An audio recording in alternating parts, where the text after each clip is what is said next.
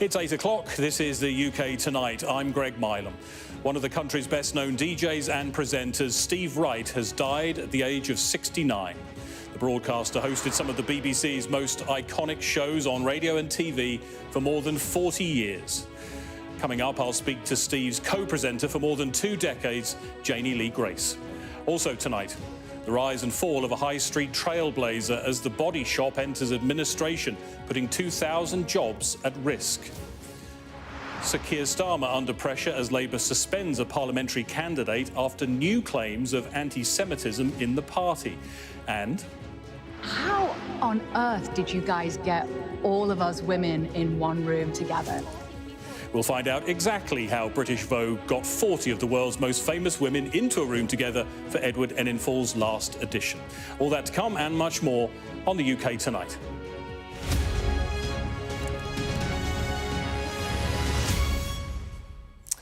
The pioneering radio presenter Steve Wright has died aged 69. He presented shows for more than 40 years and his afternoon programme on Radio 1 attracted an audience of more than 7 million people. The DJ and broadcaster was best known for bringing the so-called zoo radio format to Britain. He'd been a regular presenter on Top of the Pops and Radio 2 and was still on air this week with his Sunday Love Songs programme. How are you this morning? Is everything working?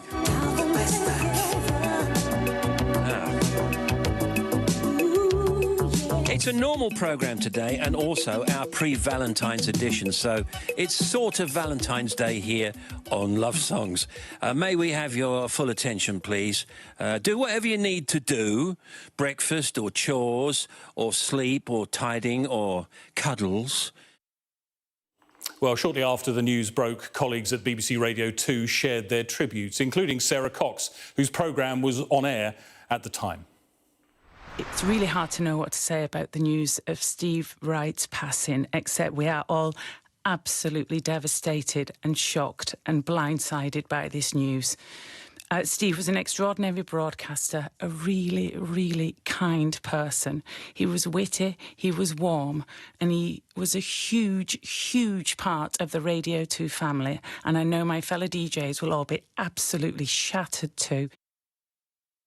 Well, earlier this evening, I spoke to one of the people who knew Steve better than anyone. Janie Lee Grace was a co-presenter with him on air for 24 years at Radio 1 and 2. She gave me her reaction to the sad news. I was absolutely devastated. I mean, you've caught me as I've only just stopped crying, really. I've been kind of falling apart for the last few hours since I heard the news. There's been a lot of talk, of course, about him as a broadcaster, but first of all, as a man, what are your memories of him? Well, you know, Steve was he was such an unusual character, really, because he threw himself into everything he did. He was just completely charismatic, completely witty. I mean, I think that's the thing that we all thought so often with Steve, was that he was just so funny, and we really didn't stop laughing for the kind of 24 years that we worked together. And he's just it's just going to be such a loss, because he was really such a legend. And as a broadcaster, in all the tributes, people talk about a trailblazer, an innovator. What did that look like when you were in the studio for all those years with him? What do you think his impact was as a broadcaster? Well, yeah, I saw somebody on one of the social media channels said he was the sound of my life. And I thought, you know, you couldn't actually have put that better, because he really was. He was a perfectionist. Let's be truthful about that. He really, really cared about what he put out there. It really wasn't just a case of, you know, kind of rock up and shove a record on. He really did care about what he was doing, every single moment of it, actually. But once he was on air, it was effortless, seemingly. And he was incredibly relatable. I think that was the thing that throughout all of the time that, you know, we worked together, he always fought so hard to make sure that every single thing we ever did was completely relatable to everyone, because he really cared about real people, and he wanted everything to come across, you know, exactly what the guy on the street wants to hear. And I think that was what was really special about him. Yeah, the head of Radio 2 talked about this feeling of companionship that he brought for listeners, and he obviously engaged, and people grew up with him.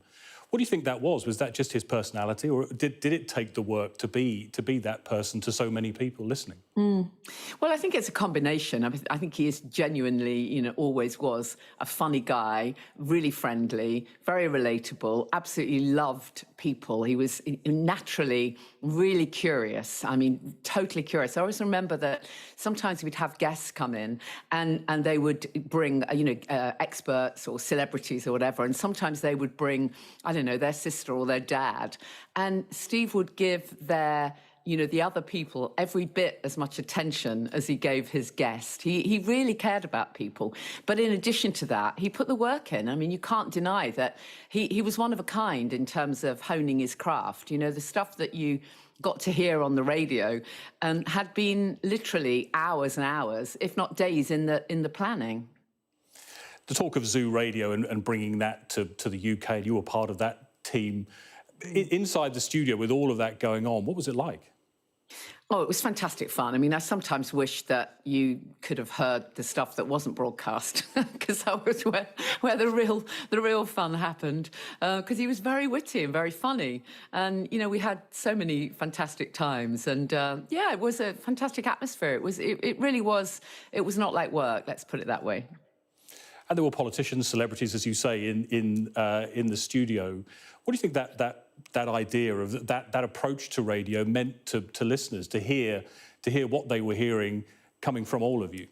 Well, I think, what was a little bit unique about Steve was that he was able to do these kind of seemingly very simple ideas as part of the show. So he had, like a segment of hands up, if you've just, I don't know, washed the car or something just completely relatable. But at the same time and within the same show, he would be interviewing somebody hugely famous. And as you say, we had the world's great and the good over the years. And he did fantastic interviews with everyone, really. I mean, I think all of us were a little bit in awe of him in terms of how he honed his craft. And he really was someone that we could learn from in radio terms, because his interviews were fantastic. I mean, lots of them were with celebs and everything was very light-hearted. But every now and then, we might have a politician in, and he didn't suffer fools lightly. So sometimes he would ask the hard-hitting questions as well.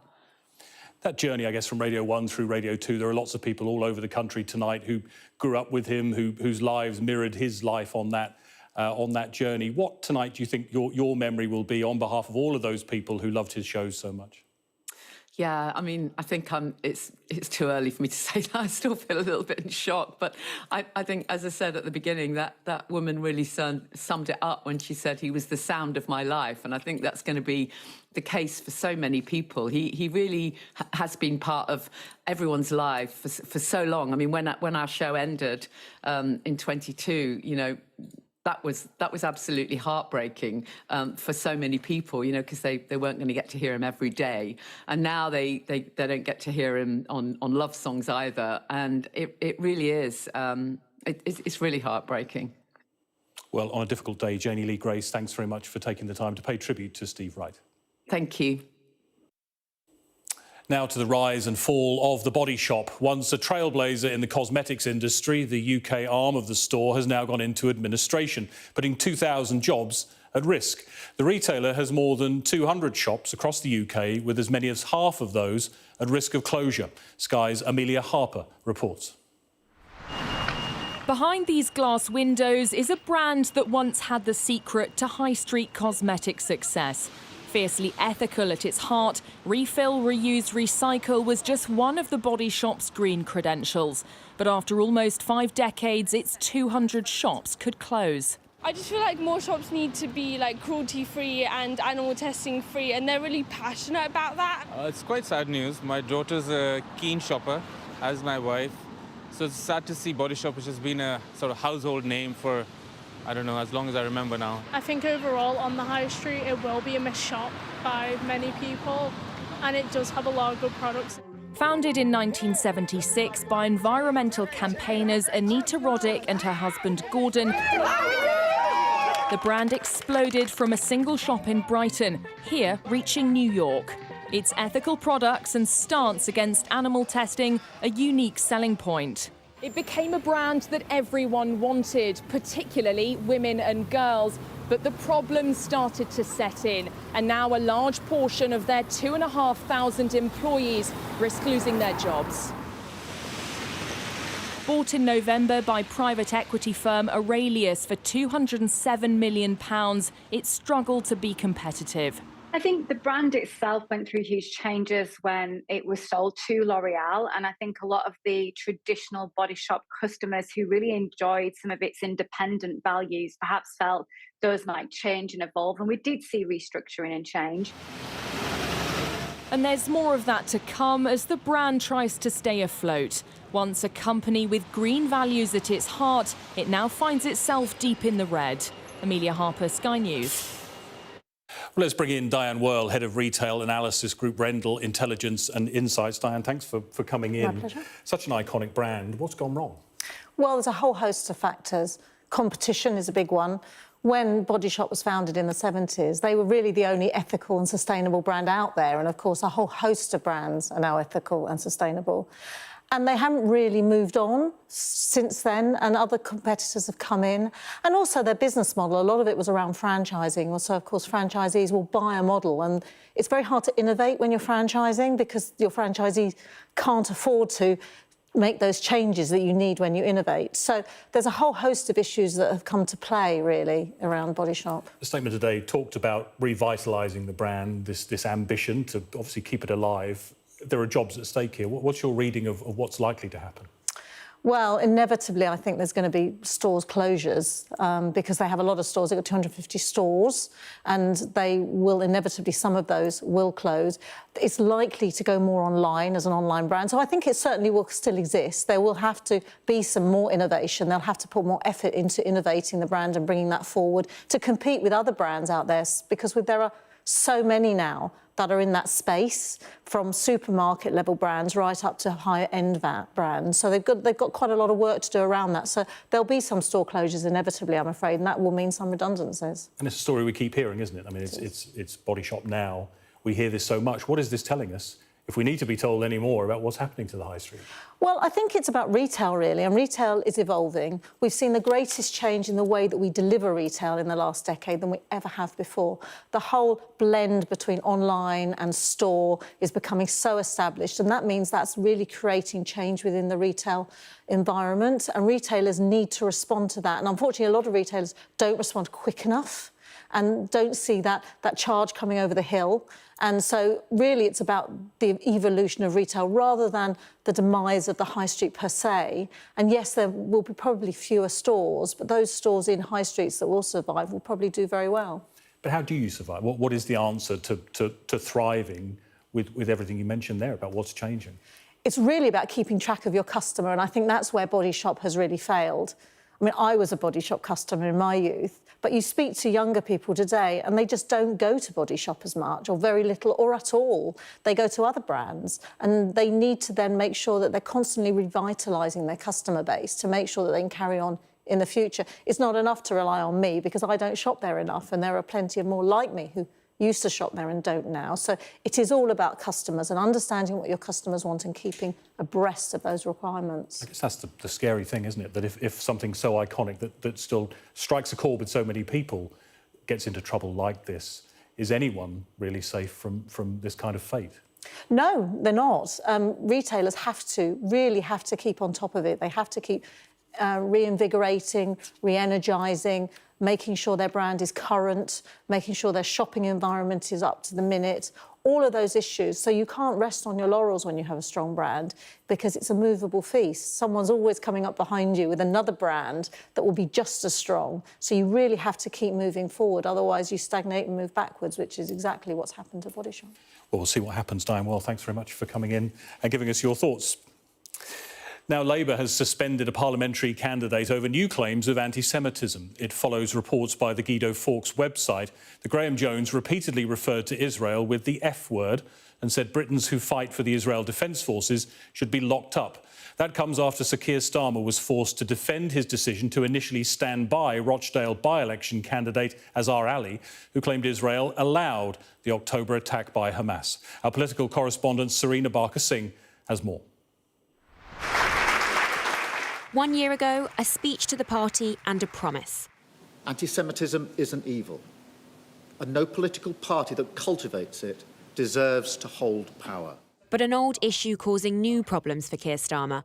Azhar Ali, the party's pick for the Rochdale by-election, was caught at a meeting allegedly saying Israel allowed the Hamas attacks to justify invading Gaza.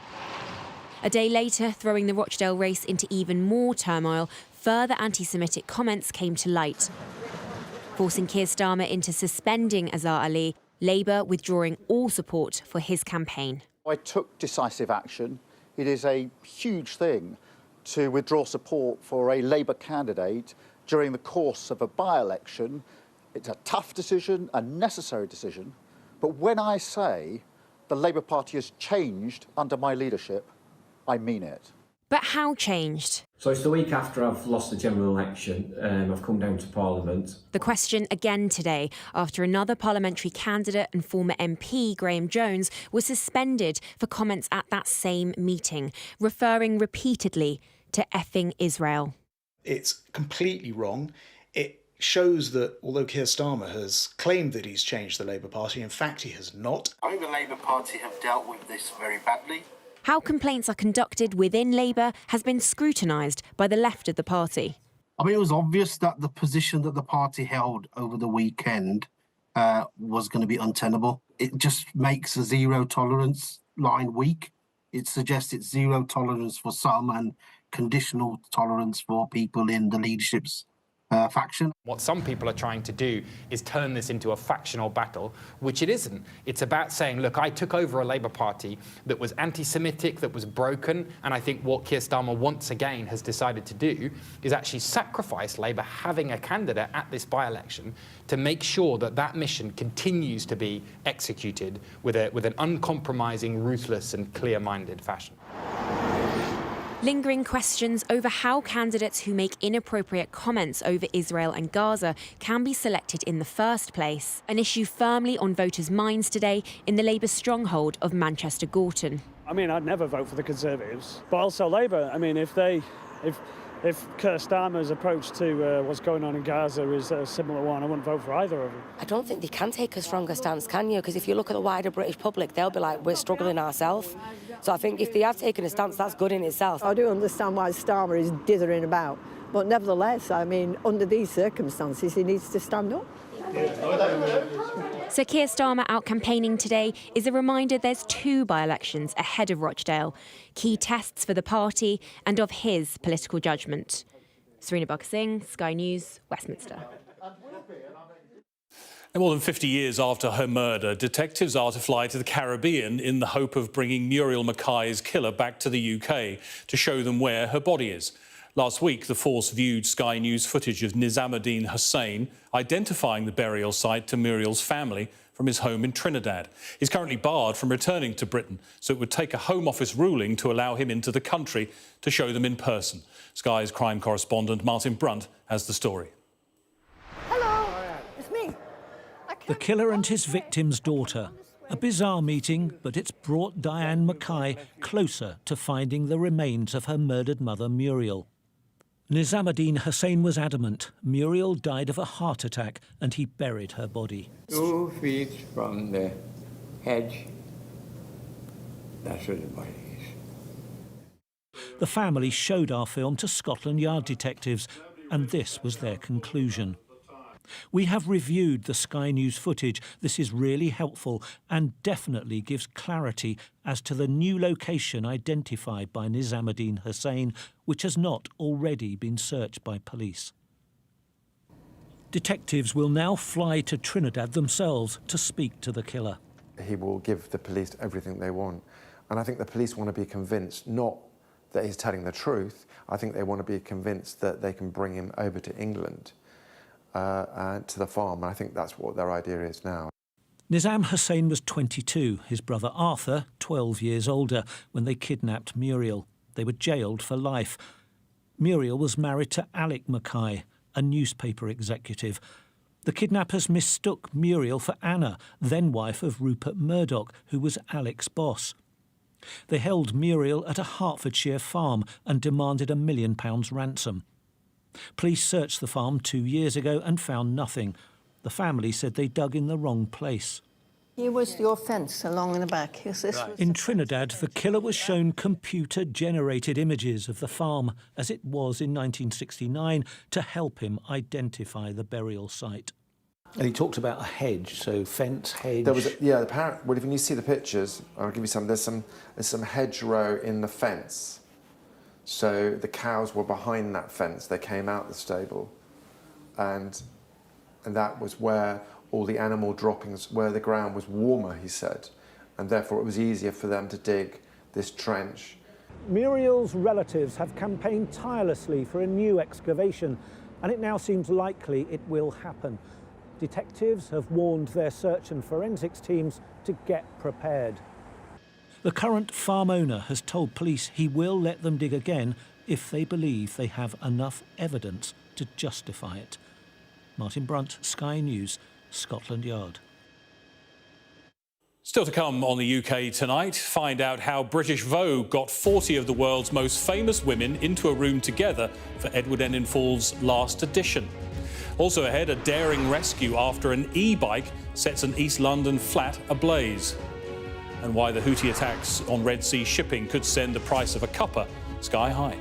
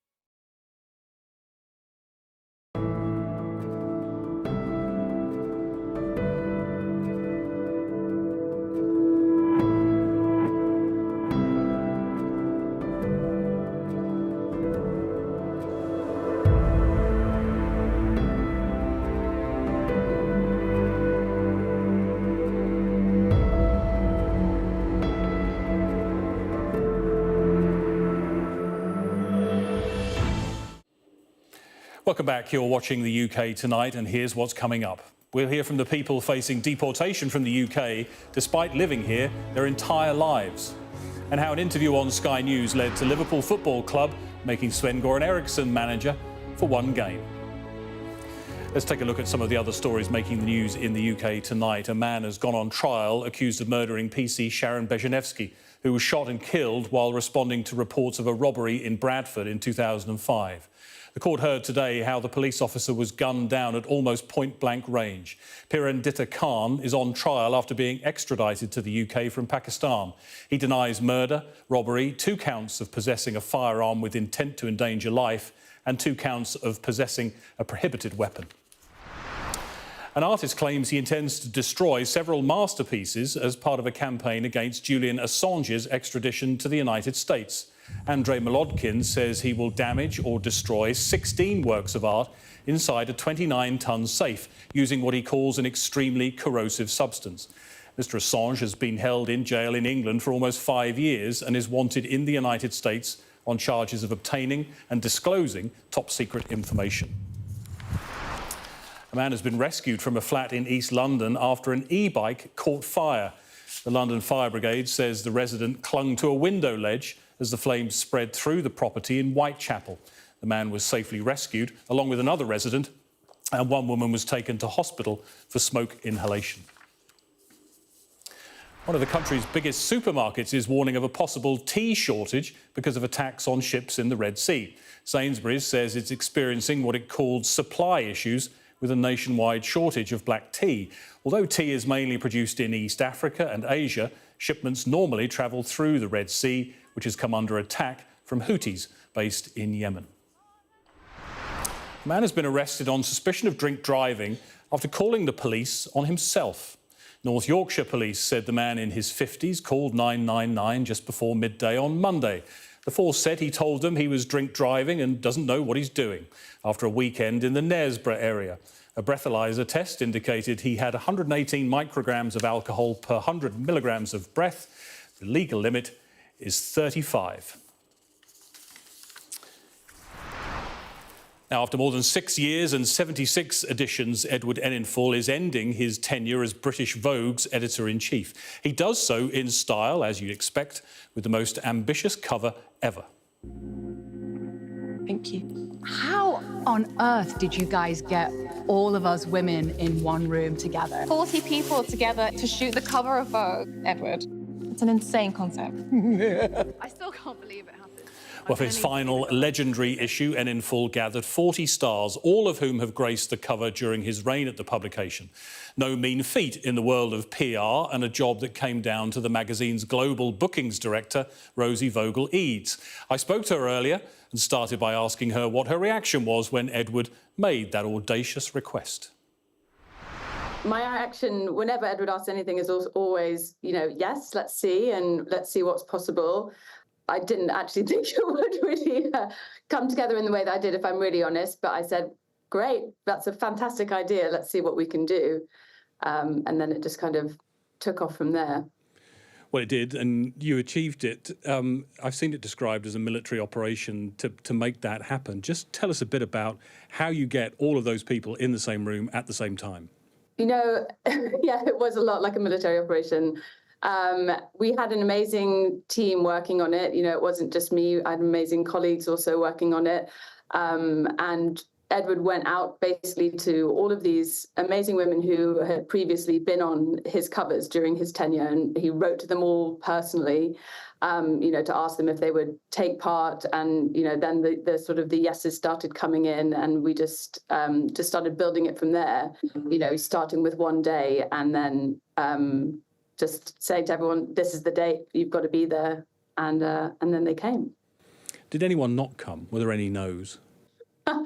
No, I mean, it was amazing. And Edward kept adding people as people said yes, he wanted it to be this amazing, really diverse, incredible group. I think we started off thinking maybe it would be sort of 20. And, I'd wake up the next morning and he would be like, oh, Oprah said yes, or, Miley said yes, or Naomi said yes, and then suddenly it would be 30, and then it was 35, and then everyone was like, wouldn't it be nice if it was 40?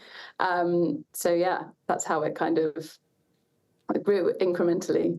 All of that star power in one room, what was that like to experience? It was amazing. It really was like such an incredible day. It was, it was really emotional for a lot of us who worked with Edward, who've been with him right from the beginning. So it really kind of felt coming full circle in that way. It was just everyone was there for Edward, and so it really felt like such a special moment, and everyone was really there for him rather than being there, for themselves or to promote something. So it really felt, just incredible. It was striking watching the video, the interviews with some of those taking part, how starstruck they were by some of the other people in the room. Was that striking to you as well? Yeah, definitely. It's so rare that you get, people to share covers, really, celebrities and models and musicians to have such a big group. I've worked at Vogue for 15 years and I've never worked on anything like it, and I'm sure I never will again. So yeah, it was amazing. My main job is booking the models, so they were all obviously the models are used to being together and doing all of that stuff together, but for them, being with Oprah, being with Jane Fonda and doing all of that, like they were, everyone was bouncing off the walls. It was really great. I have to ask, there's a lot that goes around with celebrities. Did everyone behave themselves in the room that day? They absolutely did. I've never seen anything like it. Everyone was on time. Everyone was there, everyone came to their fittings. Like every single person did a fitting, from Oprah to Miley to Kate Moss to Christy Turlington. Everyone, came, did their fitting the day before. Everyone was there on time. We had to keep a really strict, policy of not having, teams with people because we, just for the sheer numbers of it. And so, yeah, everyone really fell in line. And the fact that they were all there, what does that say about Edward's impact on the fashion industry and the legacy that he leaves as he moves on from British Vogue? Yeah, I mean, I think it sort of says everything, that all of those people would come and be there for him to celebrate what he did at British Vogue during his time. I think that's, that picture just like really says it all, because everyone just came together to give their time so freely and, just to make an amazing image. So, and I think, that's what Edward's been about, championing women and women of all shapes, sizes, races, everything. And just to bring that all together just made it feel kind of full circle. I know, just briefly, you said to your husband, how do I top this? Have you worked out a way of topping it yet? No, I'm still working on that. I'll get back to you. Okay. Well, Rosie Vogue Leeds, thanks very much for taking the time to talk to us. My pleasure. Thank you for having me. Well, still to come on the UK tonight, the King's return to London, where he's expected to continue his treatment for cancer. And we speak to the woman who's recovered from cancer 5 times and is now training to be an ultra athlete.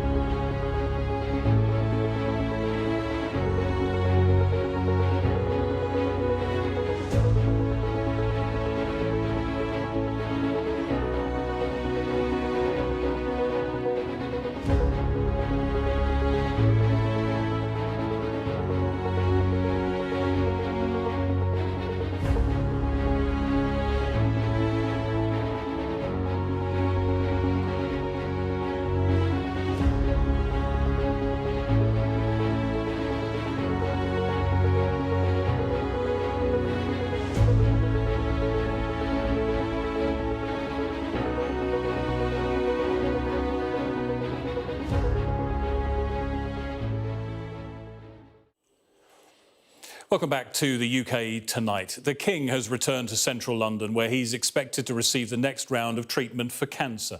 His Majesty and the Queen flew to Buckingham Palace from Sandringham in Norfolk, where they've been staying following his diagnosis. Our royal correspondent Rhiannon Mills reports. In the sky over Buckingham Palace, the royal flight returning from Sandringham. The King on board with the Queen, likely heading back for his latest course of cancer treatment. We still don't know what that involves, but he isn't completely hiding away as he tries to balance his public position with some level of privacy. The fact that he's still travelling round in the Bentley with its big windows proves that they want us to see him, to show that he's doing OK and offer some kind of reassurance. As I'm told that over the coming weeks, we're likely to see this sort of pattern, with him spending short amounts of time here in London before then heading to one of his homes in the countryside for some rest and recuperation. So we've got 3 fans here from The public engagements are still down to Camilla, this time the worshipful company of fan makers, giving her a new title as an honorary liveryman. Funny, really, on a day that others with royal titles were being accused of exploiting theirs. Harry and Meghan launching their new website with a surprisingly regal look. Lots of mentions of Duke and Duchess and a royal coat of arms, all of which their team insists that they are entitled to use. Others think it's too much. The power of their brand is obviously the royal heritage, you know, where Harry comes from, because that plays incredibly well in America. There doesn't feel to be any authenticity about this. They've returned back to something because everything else hasn't worked. Well, that's what it looks like. If we needed a reminder of the attention that the royals can generate, the King's cancer diagnosis has been just that. The interest in which shows no sign of going away as he continues his treatment. Rhiannon Mills, Sky News at Buckingham Palace. Now, 1 in 2 of us will get cancer during our lifetime, and any single diagnosis comes as a shock. But that's something our next guest had to go through 5 times over. But now Natalie Yates-Bolton is celebrating after being told she is cancer-free. And Natalie joins us now. Good evening, Natalie. Thanks very much for joining us. After everything you've been through, the operations, the chemo, the radiotherapy, when you hear those words, cancer-free, what is that moment like? It's marvellous. Of course, I've heard it quite a few times, so I'm mindful that I'll keep having scans every 16 weeks. But yeah, it's always marvellous, and I always think, how can I celebrate this time? Well, and you celebrate in a pretty extreme way. You've done marathons, I know, you've done triathlons. What is it about these challenges that is your way to celebrate? I think it just reminds me of how it feels to be alive, that when you're running out in the beautiful countryside, when you're with friends, when you're pacing yourself on a long distance run. I think the longest I've done is 35 miles. Kind of just reminds you about all the things that are good in life. And I think in life you have to pace yourself, and if you're going to finish an ultramarathon, you're going to have to think about pacing yourself. So yeah, that's my approach. I've read you've said that people say you're unlucky, and you disagree with them about that. Why is that? What do you mean when you say that? Yeah, so of course I wouldn't have wanted 5 diagnoses. Nobody would want that. But I realise I've been very fortunate. We all have family and friends who don't make it through after their diagnosis. So I'm really aware how fortunate I am. I live near a world-leading cancer hospital, the Christie Hospital in Manchester, where I have amazing surgeons, oncologists, nurses, pharmacists who provide outstanding care and have done for 21 years. And I'm still at the hospital every 6 to 7 weeks, having MRI scans, having my bloods checked, because I'm on the latest kind of medication. It's called targeted therapy. For me, it's like chemo light. So rather than having intravenous chemotherapy, you take a tablet every night for 21 nights, have a week off. So that kind of medication has been life-changing. Not only has it saved my life yet again, it means that I can do things like run an ultramarathon, whereas before I'd have to wait for my treatment to be completely over, then run a marathon and then see how life goes. So on the targeted therapy, if you pace yourself, there's a lot you can achieve. Yeah, and I was going to mention that targeted therapy. I mean, you are someone who works as a lecturer in nursing. You know about the NHS and the progress that's being made on treatments for cancer. Yeah, so I had my fourth diagnosis, had the usual intravenous chemotherapy, surgery, radiotherapy. And by the fifth diagnosis, I was really running out of options. And when my consultant, Sasha Howell, came into my review, I could just tell by his body language, his facial expression, that there was something. I knew I was running out of options. And he said, there is something, there's a new drug, and, you know, we can try that. So, yeah, it's really, I was just very fortunate that at the time I needed the drug, it was available. And much is made of the King's decision to go public with his diagnosis and the message that sends. What do you think about that decision? Yeah, I think that's the right decision. I always share every aspect of my treatment with people in my life. So if I'm teaching 200 students at the university, I'll tell them what I'm going through. I'll tell them that my hair's a wig, that I've lost my hair through chemo. I'll tell them what I'm doing in my life. I'll always share my story, because you never know who needs to hear your story and how it might encourage them. Well, Natalie, thanks very much for talking to us. We wish you well on your health, of course, and those challenges. And thanks very much for talking to us tonight. Thank you. Now, a woman who's spent her whole life in the UK has told Sky News she's being threatened with deportation. That's because she missed the deadline to apply for the UK's settlement scheme, something she and dozens of others didn't realise they needed to do. Sky's Alice Porter reports. Emma thought she was British. Born in the UK to a Portuguese mother, she's only ever lived here. But when Emma, not her real name, applied for her first job, her British birth certificate wasn't enough. She then realised she'd need to apply to the EU settlement scheme, but by then, the deadline had passed. When I got the rejection letter, I was just thinking, like, well, this is it. There's nothing else I can do. I'm going to be deported, that's it. There was no hope. Emma's mother applied on time, so can permanently stay in the UK. But Emma may have to leave. I would be separated from my family. I would have to start a whole new life. Emma is not alone. Last August, the Home Office tightened the criteria for what officials now consider reasonable grounds for late applicants. It used to be that, on average, 1,730 applications a month were found to be invalid. But in August, that figure jumped to 9,470. And in September, the latest month of official data shows 13,930 applications were invalid. And even people who didn't need to apply before the deadline are having problems. Dimitru had been working in the UK since 2016.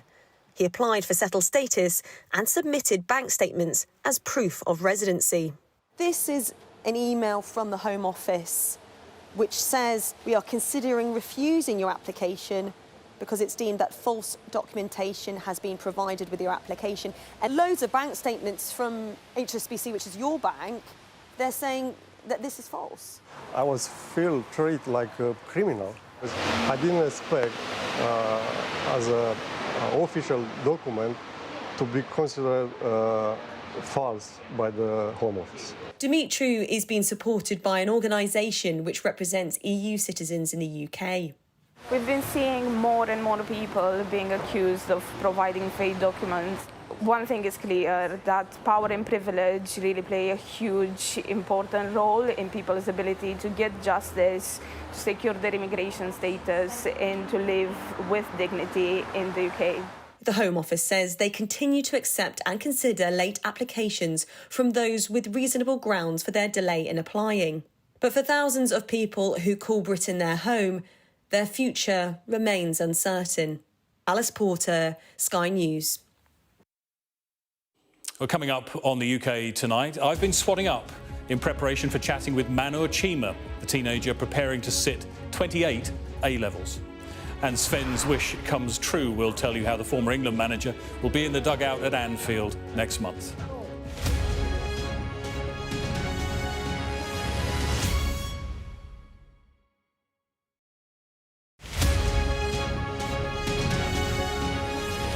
It's a great time for space exploration. It's the year of the moon. The first one was an American company that failed to get to the moon. The second one was a Japanese probe 2 weeks ago that worked but landed upside down. So this is a probe that's going to set off tomorrow. It's going to arrive next week. And hopefully it's going to arrive at the south pole of the moon, which is a very interesting place because it's a region where the sun never rises very much. So there are very dark shadows. In fact, some of the craters are in shadows all the time. They're the darkest place in the solar system. And in those craters, in those shadows, there's water.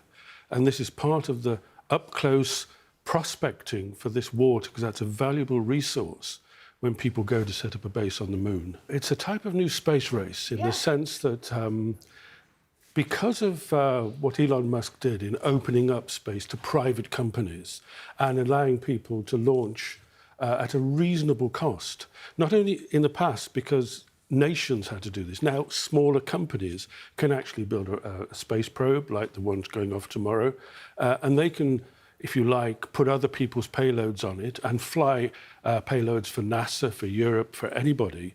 And you've seen India, you've seen countries in Saudi Arabia, you've seen Japan, China. China is going back to the moon in April to return samples from the far side of the moon for the first time. And it's all part of surveying the moon or understanding the moon for the first people to go back there in over 50 years' time. It's getting further into the future. It was going to be later this year that 4 American astronauts would fly around the moon and do everything except the landing. But the problem with that is that Elon Musk's rocket, which is essential for this, because he's building the big rocket and the landing capsule, it's not ready. So that's been put back a year. So the human landing is at least a year after that, and probably several years further on. So we're talking 2028, 2029, which is interesting because there are rumours that China wants to put a person on the moon. And that's the timescale in which they could get their act together. So there is a real race now.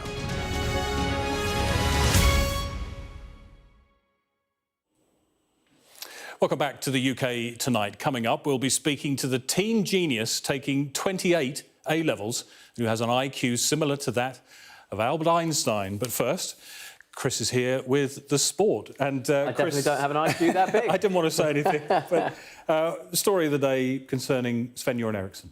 Yeah, and it's a nice story after the sadness that Sven brought to us here at Sky News just a month ago. He was in the studio with Neil Patterson. He revealed at the time that he has inoperable pancreatic cancer. And in Sven's words, he says, best case scenario, 12 months to live. And as part of that chat, let's not forget, he managed England. He was their first overseas manager. He's managed 3 other national teams. He's managed in 10 countries. But he revealed to Neil at the time that there was just one footballing ambition that he had yet to chalk off. My father is still alive and he's still a Liverpool supporter. And I'm a Liverpool supporter as well. I've always been. So I always wished to be the manager of Liverpool. And that will not happen, for sure. And he's going to get his wish. He will get his wish. So Sven has managed at Anfield before. He managed in the Premier League a couple of times, Leicester and Manchester City, but he also managed England at Anfield against Paraguay in 2002 and Uruguay in 2006. There's a famous photo of him holding the famous sign, "This is Anfield," and he will get his wish because the Liverpool supporters, they campaign to the club. There's a charity match next month. Liverpool legends against the Ajax legends on March the 23rd. And Sven will join John Barnes, Ian Rush and John Aldridge in managing that team. There's one other thing that he says is that every time he hears "you'll never walk alone," he freezes. So it'll be interesting to see how he reacts. But a lovely moment for Sven-Göran Eriksson. Yeah. Right, that's Sven. Let's have a look at the rest of today's sports news. This Sky News Sports Bulletin is brought to you by Vitality. Getting more people more active. Live life with Vitality.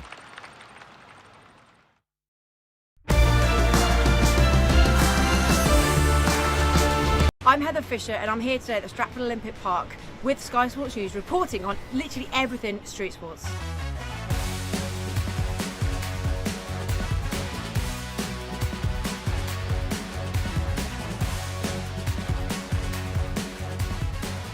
I'm about to try out for the very first time and have my very first parkour session with the amazing Lin Young. I'm totally new to parkour, right? Can you tell me a bit about it? Like, where did it come from and where are we now? So it's quite a young sport. It originated in France in the 90s. It's a group of 9 people called the Yamakasi who made it a thing by just going outside. They lived in the outskirts of Paris and just using their environment, the architecture around them, to pretty much just have fun and play with it, interact with obstacles with only using their body.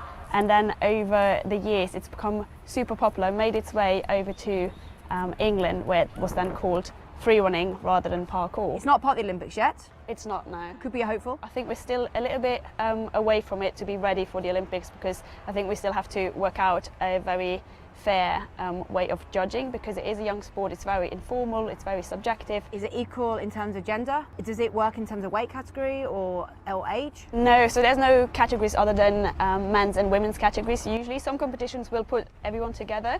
You're not limited by what you're allowed to do and what you couldn't do. How does someone get into it who doesn't know? In the UK, luckily, parkour has been recognised as a sport, and there is Parkour UK has a website where you can go on and literally type in where you live. This Sky News Sports Bulletin is brought to you by Vitality. Now, time for a look at the weather now, and the next few days will be mild or very mild, but it'll be rather unsettled. Warm memories wherever you go. The weather, sponsored by Qatar Airways. As I was saying, England, Wales and Ireland will see outbreaks of rain this evening, heaviest in the southwest. Elsewhere, it'll be mainly fine, but windy north of Scotland can expect a few showers. The far north will stay mostly dry and clear tonight, with frost and some icy stretches developing as the wind eases. Elsewhere, low cloud will bring hill fog and spells of rain, but it'll be very mild, especially in the southwest. Tomorrow morning will be grey for most, with bands of rain spreading north and east, but northern Scotland will be largely fine. The south of Ireland, Wales and central England will turn drier by lunchtime, with some brightness possible. It'll be very mild across central and southern parts. Expect further patchy rain through the afternoon, with hill snow possible north of the central belt of Scotland. Thursday will bring further low cloud and outbreaks of rain, locally heavy, but it'll stay very mild. Friday looks drier and brighter. The weather, sponsored by Qatar Airways. Now, do you have that recurring exam dream when you walk into the sports hall having not done any revision? Well, my next guest apparently doesn't have that nightmare. Teenager Manu Chima has decided to try and sit an incredible 28 A-levels, and Manu joins us here now. I wonder why you're here and not studying 28. How are you going to manage that? They don't really take me a lot of time. I think that I study as much as somebody who is doing 4 A-levels does. So tell us about the study time. How do you break that down to cover all of those subjects? I do a subject per week, or per however long it takes me to. I just focus on one thing. I have a very one-track mind, and once I've done the one subject, I move on to the next. I don't have a fixed study schedule as such, but I try to get in like 3 hours every 2 days. I'm sure people have said, how do you find time for anything else? For things outside of study, for social life, for hobbies, for seeing friends? What do you say to them? How do you manage that as well? I don't study all that much, as I've said. I just have a very good memory and an ability to process things quickly, and I rely on that. And the subjects never seem like any work to me because I genuinely enjoy them. I try to learn the subject itself rather than look at the final exam and evaluation that's approaching. And in terms of social life, my parents always ensure that I do have a very academic social balance. I take part in a lot of social activities. I am in an acting group, I swim, I play the piano, I do chess, I go out with my friends. Well, that's good to know. Now, you've talked about how education here, the schooling system here, at times you've achieved all of this despite that, rather than with the help of schooling, that schools are not really helping gifted pupils like yourself. Just tell us how what you saw that wasn't helping you.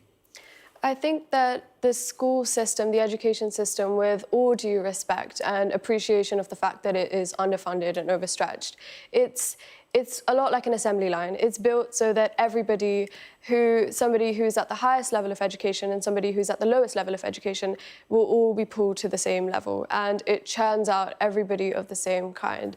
And I just never saw any appeal to this. I think that gifted and talented students are our future architects, doctors, lawyers, artists, musicians, and if we don't invest in the capital that we as a country have, then we're not really going to go anywhere. We're going to become very stagnant in education. You'll have heard people say, well, you're gifted, you don't need any help, you can do this on your own. It's the kids who are less gifted who need all that help. Is there not a point there? I do agree. I think that gifted children do have an advantage, but I think that that's an advantage that's very easily lost if it's not invested in.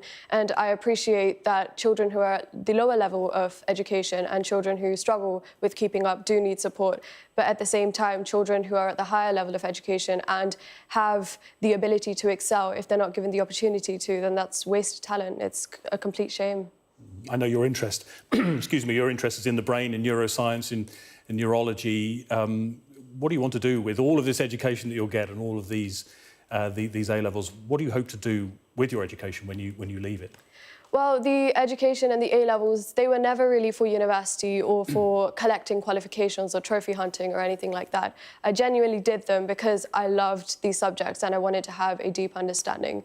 But the subjects that I want to pursue in university and beyond are the sciences, so medicine. I want to be a doctor. And you enjoy it, just briefly? Yeah, studying? I do. It's not work to me. I love reading and I love learning new things, and I think that all the subjects that I do, the diversity is what makes it so exciting and enriching for me. Well, thanks for coming in and talking to us, and best of luck with all those A-levels. Thank you. That's all from the UK tonight. You can catch up on all the highlights on our webpage. Just scan the QR code on screen and you can share your thoughts with us there too. Thanks for joining us, and we'll see you tomorrow night.